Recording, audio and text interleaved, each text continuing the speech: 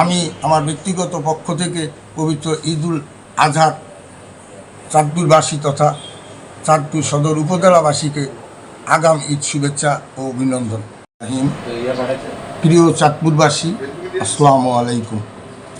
আমি মোহাম্মদ খলিলুর রহমান গাজী, সহসভাপতি চাঁদপুর জেলা বিএনপি, সাবেক সহসাংগঠনিক সম্পাদক চাঁদপুর জেলা বিএনপি। আমি চাঁদপুর সদর উপজেলা বিএনপি নির্বাচিত সাধারণ সম্পাদক।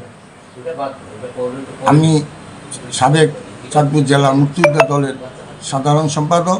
আমি সাবেক দর্বচণ্ডী ইউনিয়ন পরিষদের চেয়ারম্যান হিসাবে দায়িত্ব পালন করেছি। আমি বাংলাদেশ জাতীয়তাবাদী দলের একজন কর্মী। আমাদের প্রিয় নেতা দেশনায়ক তারেক রহমানের নির্দেশে আমরা দলের জন্য নিবেদিতভাবে কাজ করে যাচ্ছি।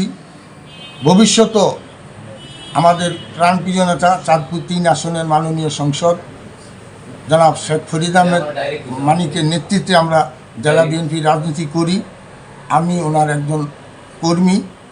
ওনার নির্দেশে এবং পরামর্শ মোতাবেক আমরা দলের কাজ করে যাচ্ছি। ইনশাল্লাহ আগামীতেও আমরা সকলে মিলে ঐক্যবদ্ধ থেকে দলকে এগিয়ে নিয়ে যাব।